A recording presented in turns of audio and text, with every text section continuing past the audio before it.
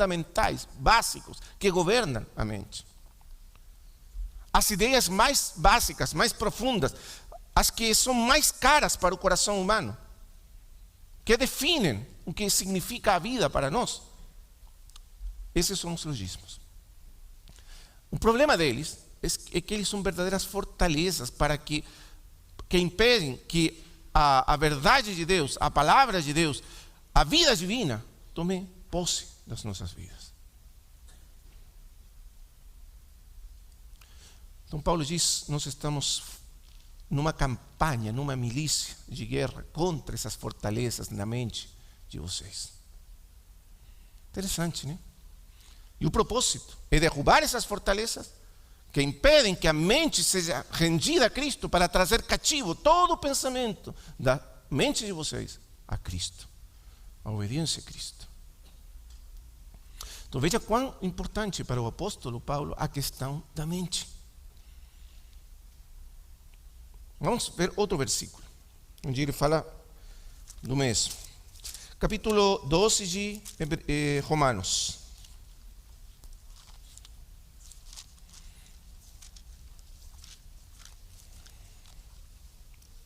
Romanos capítulo 12, versículo 1.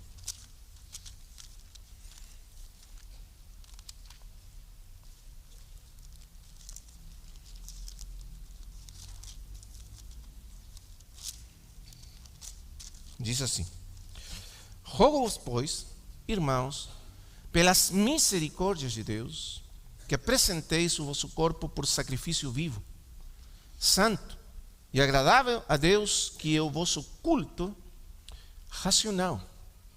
Culto, aqui a palavra culto significa, é uma referência à função do sacerdócio no Velho Testamento, o culto racional. O que eles faziam era fazer um culto a Deus através dos sacrifícios.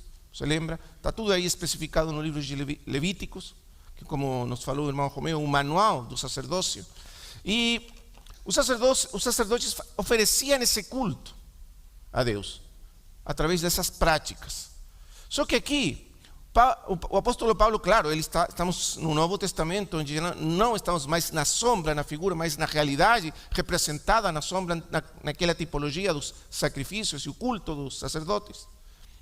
E aqui ele fala de um culto racional. Outra vez é uma palavra que está relacionada com a que está usando aí em 2 Coríntios. Aqui a palavra é lógicos. A palavra em Coríntios é logismos, estruturas articuladas de pensamento, ideias. E aqui, lógicos. Outra vez a ênfase, por isso a tradução é racional. Porque a ênfase de Paulo é o pensamento humano. São as estruturas de pensamento. E ele está falando que nós devemos adorar Deus também com a nossa mente, com entendimento. E por isso ele usa essa expressão, adoração lógica. E depois continua, porque está no mesmo assunto.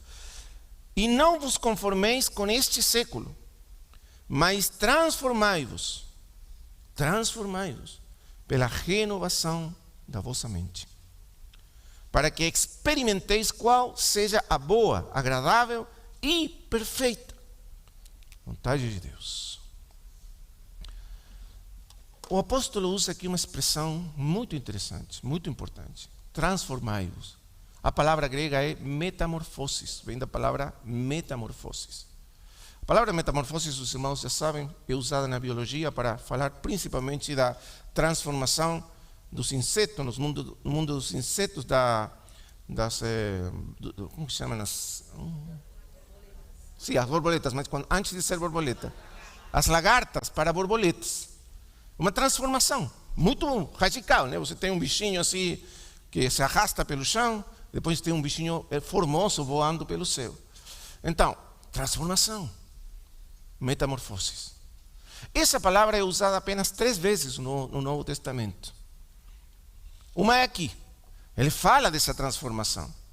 A outra é usada no Evangelho, quando o Senhor foi transfigurado diante dos seus discípulos. Aí a palavra é a mesma, metamorfoses. O Senhor foi transfigurado.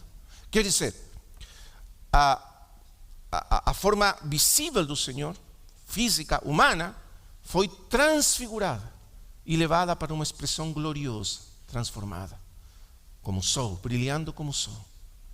Seus vestes se fizeram resplandecentes. Ele foi transfigurado, quer dizer, foi revelado na sua natureza humana a glória vindoura da transformação. Porque isso é tão importante, porque nesse instante nós vimos o homem segundo Deus. O que Deus quer fazer de todos nós foi revelado aí em Cristo. Então, essa transfiguração do Senhor é a manifestação daquilo que Deus quer fazer com todos nós.